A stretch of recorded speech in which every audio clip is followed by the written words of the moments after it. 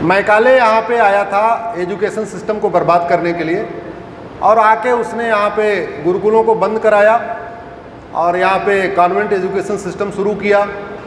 बाद में 1858 में एक कानून बना, इंडियन एजुकेशन एक्ट, वो आज भी चल रहा है। मैकाले का बनाया हुआ 1860 में इंडियन पिनल कोड आज भी चल रहा है। 1861 का पुलिस एक्ट आज भी चल रहा है। 1863 का जो पहला कानून उसने मंदिरों को कंट्रोल करने के लिए बनाया था, मठ मंदिरों को कंट्रोल करने वाला, वो आज भी चल रहा है। 1872 का एविडेंस एक्ट, गवाहों के जो बयान देने वाला कानून है, आज भी चल रहा है। तो आज की डेट में हमारा थाना, हमारी तहसील, हमारा जिला, सब कुछ अंग्रेजी कानूनों से चल रहा है। आपको मैं एक एग्जाम्पल देता हूँ। हाथी का बच्चा बड़ा पावरफुल होता है, लेकिन बचपन में जैसे ही वो पैदा हो, उसको 1 महीने के लिए एक मोटे धागे से बांध दिया जाता है, मजबूत चेन से बांधा जाता है, क्योंकि बचपन में बड़ी ताकत होती है उसके पास। तो जैसे ही हाथी का बच्चा पैदा होता है, उसको मजबूत चेन से बांधा जाता है। याद रखिए, मोटे पेड़ से मजबूत चेन से बांधा जाता है हाथी के बच्चे को। 1 महीने तक वो खूब कोशिश करता है चैन तोड़ने के लिए, लेकिन चैन तोड़ नहीं पाता। फिर बाद में साइकोलॉजिकली उसको ये समझ में आ जाता है कि नहीं, मैं चैन तोड़ ही नहीं सकता। जब वो साइकोलॉजिकली ये समझ में आ जाता है, फिर बाद में उसको सिंपल धागे से बांध दिया जाता है, और धागे से बांध दिया जाता है, वो तोड़ता ही नहीं है। अब जब हाथी बड़ा हो जाता है, उसको बहुत मोटे धागे से, चेन से नहीं बांधा जाता, सिंपल एक रस्सी, जैसे भैंस के लिए, गाय के लिए रस्सी होती है, उतनी पतली रस्सी से बांध दिया जाता है। फिर भी वो हाथी तोड़ के बांधता नहीं। क्यों? क्योंकि मानसिक रूप से वो गुलाम हो चुका है, वो मेंटली गुलाम हो चुका है। हम सोवरेंटी की बात करते हैं, अमृतकाल मना रहे हैं, संविधान की बात करते हैं। हमारा थाना अंग्रेजी कानूनों से चल रहा है, हमारी तहसील अंग्रेजी कानूनों से चल रहा है, हमारा जिला अंग्रेजी कानूनों से चल रहा है, हमारी हाई कोर्ट अंग्रेजी कानूनों से चल रही है, हमारा सुप्रीम कोर्ट अंग्रेजी कानून से चल रहा है, हमारा स्कूल अंग्रेजी कानूनों से चल रहा है, हमारा विश्वविद्यालय अंग्रेजी कानूनों से चल रहा है, हमारी जेलें अंग्रेजी कानूनों से चल रही हैं। इवन मैं वकील हूँ, मैं वही वाला काला कपड़ा पहनता था जो अंग्रेज पहन के गए थे। अभी सुप्रीम कोर्ट में वैसे ही छुट्टी होती जैसे अंग्रेज किया करते थे। उनको यहाँ गर्मी लगती थी तो 1-1.5 महीने के लिए चले जाते थे वो इंग्लैंड। आज भी है, सुप्रीम कोर्ट में 1.5 महीने की छुट्टी होती है। उनको दिसंबर में क्रिसमस मनाना होता था तो 1 महीने के लिए चले जाते थे। आज भी सुप्रीम कोर्ट में 15 दिन की छुट्टी होती है। तो हम मानसिक रूप से इतने गुलाम हो चुके हैं, हम अंग्रेजी जंजीरों को तोड़ना नहीं चाहते, अंग्रेजी कानूनों को ख़त्म करना नहीं चाहते, हम पुराना अपने वैभव को। याद रखिए, हमारा व्यवहार इस बात पे डिपेंड करता है हम किन नियम कानूनों को फॉलो कर रहे हैं। इसका दूसरा उदाहरण देता हूं। जब आप सामान्य ट्रेन में चलते हैं, आपका व्यवहार अलग होता है। जब आप मेट्रो ट्रेन में चलते हैं, आपका बिहेवियर अलग होता है। जब आप एरोप्लेन में चलते हैं, आपका बिहेवियर अलग होता है। जब ट्रेन में चलते हैं तो मैंने देखा वही लोग मूंगफली खा के वहाँ छिलका फेंक देते हैं। मेट्रो में चलते हैं, पानी की बोतल भी नहीं ले जा पाते। उसमें एरोप्लेन में चलते हैं, एकदम अलग बिहेवियर होता है। व्यक्ति वही है, लेकिन वो ट्रेन में चल रहा है अलग व्यवहार है, मेट्रो में चल रहा है अलग व्यवहार है, फ्लाइट में चल रहा है अलग व्यवहार है। क्यों? क्योंकि तीनों का नियम कानून अलग है। व्यक्ति वही है, नियम कानून बदला, व्यवहार बदल गया। ऐसे ही मैं बार बार कहता हूं, 1950 के पहले बने हुए सारे कानूनों को खत्म कर दिया जाए, नए कानून बनाए जाए। एक भारत श्रेष्ठ भारत अगर बनाना है तो एक भारत तब बनेगा जब हमारा हर कानून सब पे लागू होगा, और श्रेष्ठ भारत तब बनेगा जब हमारा हर कानून दुनिया का श्रेष्ठतम कानून होगा। पहले हमारे नियम कानून दुनिया के श्रेष्ठतम नियम कानून थे। पहले पूरी दुनिया में 2 ही यूनिवर्सिटी थी, नालंदा और तक्षशिला। पूरी दुनिया के मंत्री राजाओं के मंत्री होते थे, या तो नालंदा पढ़ने आते थे या तक्षशिला पढ़ने आते थे। पूरे दुनिया की बात कर रहा हूं आज की। क्यों? और यहां हमारे तक्षशिला और रावलपिंडी और नालंदा से जो इकोनॉमिक्स का सिस्टम निकला, जो पॉलिटिकल सिस्टम निकला, जो जस्टिस सिस्टम निकला, उसने पूरी दुनिया में राज किया। आज की डेट में हम सोच रहे हैं अमेरिका में क्या चल रहा है, सिंगापुर में। तो एक भारत श्रेष्ठ भारत तब बनेगा जब हर कानून सब पे लागू होगा, उत्तर से दक्षिण, पूरब से पश्चिम, और हर कानून श्रेष्ठतम होगा। यानी एक देश, एक one nation one education code होगा, one nation one civil code होगा, one nation one tax code होगा, one nation one police code होगा, one nation one jail code होगा, one nation one judicial code होगा, one nation one endowment code होगा, one nation one administrative code होगा, तब जाके एक भारत श्रेष्ठ भारत बनेगा। आप क्या कर सकते हैं, आप लोग युवा हैं, यही कर सकते हैं, आवाज़ उठाइए, आवाज़ उठाइए, आवाज़ उठाइए, सोशल मीडिया में आवाज़ उठाइए, अपने सांसद विधायक से मिलिए, जहां जहां आवाज़ उठा सकते हैं वहां वहां आवाज़ उठाइए। लोकतंत्र में यही तरीका है, और कोई तरीका तो नहीं। सर तन से जुदा तो नहीं कर सकते ना किसी का।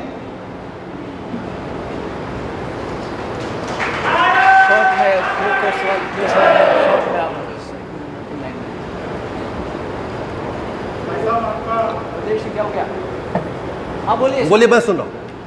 आपका बहुत आभार है कि आपने सूरत में एक विचार किया है, भारत में क्या समस्याएं हैं और उसका निदान क्या है, ये भी आपने बताया है। लेकिन वर्तमान के सिस्टम में जब हमारे देश में ये सेवक बन के आते हैं वोट लेने के टाइम में, गली गली में सेवक के मामले बोलते हैं, लेकिन ये शासक बन जाते हैं, और शासक बनने के बाद में आम जनता उनसे मिल भी नहीं सकती है। तो देश की जनता आपके द्वारा बताए हुए रास्तों के लिए क्या मॉडलिटी अपनावे, क्या तरीका अपनावे कि इस देश में इन सारी समस्याओं में जो समाधान आपने बताए वो इम्प्लीमेंट हो, वो लागू हो सके। मैं आगे बोलूँगा, ऐसी कोई बीमारी नहीं, आप कहिए जिसकी कोई दवाई नहीं, ऐसी कोई बीमारी नहीं, ऐसी कोई बीमारी नहीं, ऐसी कोई बीमारी नहीं, मैं आगे कहूँगा ऐसी कोई समस्या नहीं, आप कहिए जिसका कोई समाधान नहीं, ऐसी कोई समस्या नहीं, ऐसी कोई समस्या नहीं, ऐसी कोई समस्या नहीं। अल्टीमेटली जितनी समस्याएं हैं, मैंने कहा ना, डॉक्टर के अच्छे होने से बीमारी ठीक नहीं होगी, अच्छी दवा बनानी पड़ेगी। दवा कौन बनाएगा? डॉक्टर। तो डॉक्टर को बोलना पड़ेगा, जब अगर आपका बुखार ठीक नहीं होता तो जहां आप इलाज करा रहे होते हैं उसको क्या करते हैं, जाके बोलते हैं आप जो दवा दे रहे हैं ये काम नहीं कर रही है, दूसरी दवा बदलिए। अगर पर डे 100 लोग अपने सांसद और विधायक से मिले किसी एक विषय पे, किसी एक दिन बोले समान शिक्षा लागू करो, दूसरे दिन एक ग्रुप आए बोले समान नागरिक संहिता लागू करो, तीसरे दिन आए बोले जी समान धर्मस्थल संहिता बनाओ, चौथे दिन बोले जी समान क्या बोलते हैं न्यायिक संहिता बनाओ। उसके बाद आउट गोइंग फ्री है आपके मोबाइल की, फ़ोन लगातार करते रहिए, सुबह से पर डे 100 लोगों का फ़ोन आ जाए, पर डे 100 लोगों का एसएमएस आ जाए, पर डे 100 लोगों का व्हाट्सएप आ जाए, पर डे 100 लोग मिल के शुरू कर दें। तो ये बताइए, जब दोबारा पार्टी की बैठक होगी या सांसद विधायक दल की बैठक होगी या पार्लियामेंट्री बोर्ड की बैठक होगी, तो वो जाके बोलेंगे कि नहीं भैया हमारा तो ज़िंदगी हमारी मुश्किल हो गई है, रहना मुश्किल हो गया, मैं क्षेत्र में कैसे मुंह दिखाऊं, सुबह दिन भर मुझे इसी कानून के लिए फ़ोन आते रहते हैं। आएगा नहीं आएगा? दुख इस बात का है, यहाँ बैठे हुए हम और जो लोग इसको देख रहे हैं, हम लोग बर्थडे का कार्ड देने के लिए सांसद विधायक से मिलते हैं, शादी का कार्ड देने के लिए सांसद विधायक से मिलते हैं, नमस्कार करने के लिए सांसद विधायक से मिलते हैं, फोटो खिंचवाने के लिए मिलते हैं, सेल्फी लेने के लिए मिलते हैं, हर काम के लिए मिलते हैं, कभी कानून के लिए मिलते नहीं है। और जब आम जनता को लच्छेदार भाषणी से पसंद है, उसको कानून चाहिए नहीं, उसको अच्छी अच्छी बातें चाहिए, अच्छे अच्छे चुटकुले चाहिए। कई बार तो मैं अपना मत्था पीट लेता हूँ जब लोग विधानसभा और लोकसभा और राज्यसभा में शेरो शायरी शुरू कर देते हैं। अरे वो क्या कवि सम्मेलन चल रहा है वहां पे? भैया वो लोकसभा है, तुम कानून निर्माता हो। जैसे फिल्म निर्माता का काम है अच्छी फिल्म बनाना, ऐसे तुम्हारा काम है अच्छा कानून बनाना। सांसद विधायक ये भूल गए हैं कि वो कानून निर्माता है। उनको लगता है केवल और केवल समाज में रहना, एफआईआर करवाना, बत्ती ठीक कराना, लाइट ठीक कराना, ये कराना, उसमें हम लोगों का भी दोष है। हम लोग सुबह से शाम तक इसी काम के लगे रहते हैं, थोड़ा ये करा दो, थोड़ा वो करा दो, थोड़ा वो करा दो। हमारे सामने अध्यक्ष जी बैठे हैं, इनका पूरा सुबह से लेकर शाम तक यही दिनचर्या रहती है। क्या करें? अब ये कल को सांसद बन जाएंगे, इनके पास टाइम ही नहीं होगा वहाँ पे करने के लिए, बिल पेश करने के लिए। तो कम से कम सब लोग मिलिए, सांसदों को बताइए तुम लॉ मेकर हो, संविधान के अनुसार तुमने संविधान की शपथ लिया है, तुम कानून निर्माता हो, तो 0 आवर में सवाल पूछो, क्वेश्चन आवर में सवाल पूछो, प्राइवेट मेंबर बिल पेश करो। और अगर आपके सांसद प्राइवेट मेंबर बिल पेश करने के लिए तैयार हो जाए तो जिस विषय पर बिल पेश करने के लिए तैयार हो जाए मेरा नंबर दे देना, मैं उनको बिल बना के दे दूंगा। यही कर सकता हूं। नमस्कार, मैं रमेश कोठारी। आपने अपने उद्बोधन में वैदिक परंपरा का जिक्र किया कि उस समय कोई धर्म एग्जिस्टेंस में नहीं था। आपका वैदिक धर्म, सनातन धर्म की परंपरा में 8वें अवतार ऋषभदेव भगवान को माना, जो जैनियों के प्रथम तीर्थंकर है। उसके बाद भी नेमिनाथ भगवान, जो कृष्ण भगवान के भाई थे। इस तरह की परंपरा जो जैन समाज आज की स्थिति में, वही सनातन धर्म के लोग इस पूरे समाज को अपने से अलग मानते हैं। बौद्ध को भी अपने अवतार माना, लेकिन आज उसको भी हिंदू धर्म का अंग नहीं मानते। जैनियों को हिंदू धर्म का अंग नहीं मानते। वो लोग क्या करें? वो क्यों पढ़े? फिर से वेद क्यों पढ़े? क्यों उपनिषद पढ़े? क्यों सारी चीज़ों को पढ़े? बात ये कि हम जब अलग नहीं थे, उनको उपेक्षित करके उस जैन समाज और समाज से सभी को दूर कर दिया गया और बिल्कुल मौन से हो गए कि ये हमारे साथ नहीं है। तो उसका उपाय नहीं। देखिए, पहले कभी गांठ हुई थी, अब उसकी गांठ की चिंता करना चाहिए, गांठ को निकाल के काट के फेंक देना चाहिए। जोर से बोलिए जरा। कभी छींक आई थी, उस छींक की चर्चा करना चाहिए। छींक आई थी, अब दोबारा छींक बंद करना है, उसकी चर्चा चिंता करना चाहिए। मैं तो ये कह रहा हूँ, समान शिक्षा लागू करो। जब भारत में समान शिक्षा लागू होगी तो जैन का बच्चा भी वेद उपनिषद पढ़ेगा, बौद्ध का भी बच्चा पढ़ेगा, हिंदू का भी बच्चा पढ़ेगा, मुसलमान का भी बच्चा पढ़ेगा, क्रिश्चियन का भी बच्चा पढ़ेगा, सबका पढ़ेगा। तो जब सबके बच्चे पढ़ेंगे तो सबके साथ बच्चे साथ में बढ़ेंगे। जब सबके बच्चे पढ़ेंगे तो सबका साथ होगा, सबका विकास भी होगा, सबका विश्वास भी होगा, और सब पढ़ेंगे, सब बढ़ेंगे। जब सबके बच्चे एक जैसी किताब पढ़ेंगे तो बेटी बचाओ बेटी पढ़ाओ सबका नारा एक साथ हो जाएगा। इसलिए मैं कह रहा हूँ, समान शिक्षा से बहुत सारी कुरीतियाँ आप लोग कभी सोचना। इसके ना, चूंकि समय कम है इसलिए इसके क्या क्या बेनिफिट है मैं सारी चर्चा नहीं कर सकता। मेरा ये मानना है, समान नागरिक संहिता से 1000 गुना ज़्यादा इम्पॉर्टेंट है भारत में समान शिक्षा लागू करना। जहाँ तक समान, एक आया था सवाल, मैं 5 मिनट में क्लियर कर दूँ, उनका मैंने उत्तर नहीं दिया था। समान नागरिक संहिता आए या ना आए, हिंदू जैन बौद्ध सिख के ऊपर कोई फर्क नहीं पड़ता। हिंदू जैन बौद्ध और सिख को समान नागरिक संहिता से 1 पैसे का फायदा नहीं है, लिख के नोट कर लीजिए।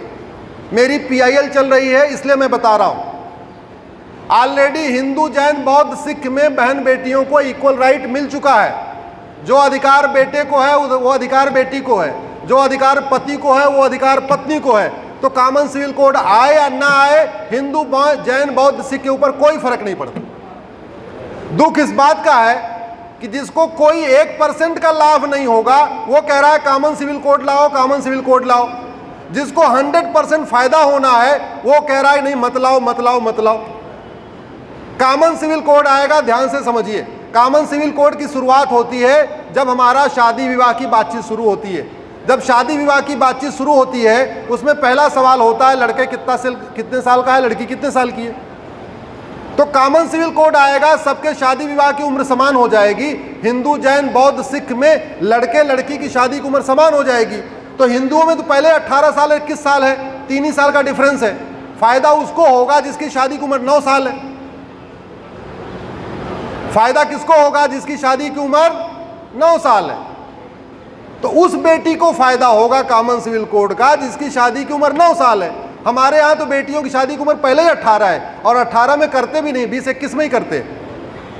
कॉमन सिविल कोड आएगा तो तलाक लेने का ग्राउंड सबके लिए कॉमन हो जाएगा। तो हिंदुओं में पहले कोडिफाइड है, तलाक किस किस आधार पर ले सकते हैं पहले लिखा हुआ है।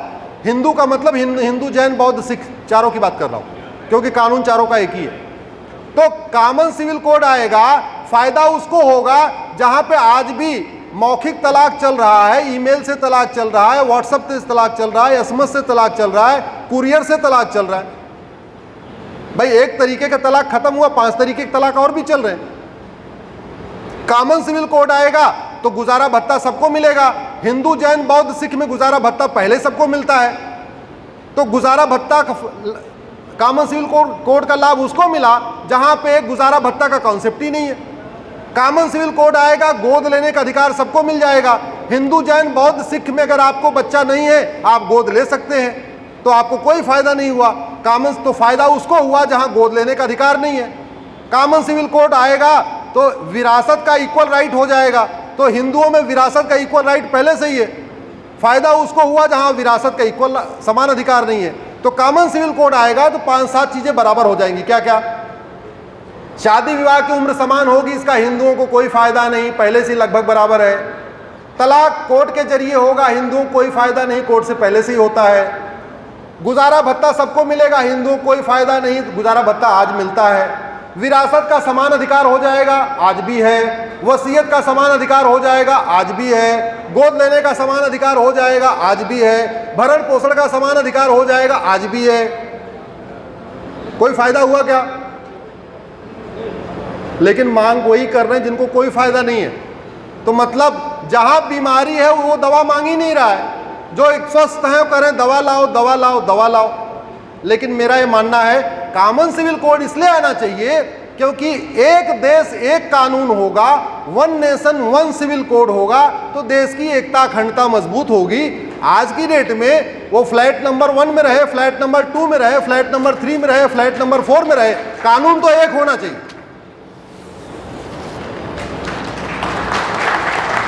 इस ज्ञान यज्ञ के